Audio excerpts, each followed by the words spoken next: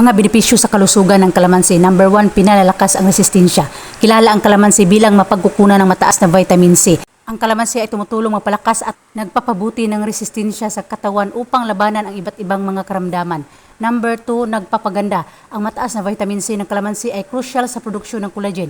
Ito ay isang compound na kailangan sa paggawa ng bawat tissue ng katawan. Number 3, binabawasan ang panganib ng cancer. Ayon sa isang pag-aaral ukol sa vitamin C na mula sa mga citrus na prutas, maaari nitong sugpuin ang mga colorectal cancer cells. Sunod, pampapayat. Gaya ng limon at iba pang lime na prutas, ang kalamansi ay may malaking impact sa pagbabawas ng timbang. Sunod, mabuti para sa puso. Ang kalamansi ay may fiber, potassium at vitamin C na kapakipakinabang para sa kalusugan ng puso. Sunod, binababa ang presyon ng dugo. Ang kalamansi ay may mataas na potassium content.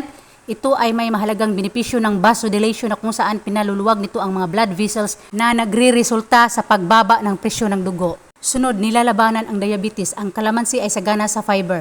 Ang mataas na fiber ay nakapagpababa ng asukal sa dugo. Sunod, kinukontrol ang cholesterol level. Natagpuan sa mga pag-aaral na ang juice ng kalamansi ay nakatulong upang pababain ang level ng kolesterol. Sunod, binababa ang acidity. Sa katamtamang pagkonsumo nito ay pinababa ang risk ng ulcer at protection sa acid reflux. Sunod, detox sa katawan. Ang kalamansi ay tumutulong at nagpapalakas sa pag-function ng anti-kidney at updo para sa paglinis ng mga toksin sa katawan. Sunod, pinapabuti ang respiratory health. Ang mataas na citric level ng kalamansi ay tumutulong ibsan ang mga prima at sipon.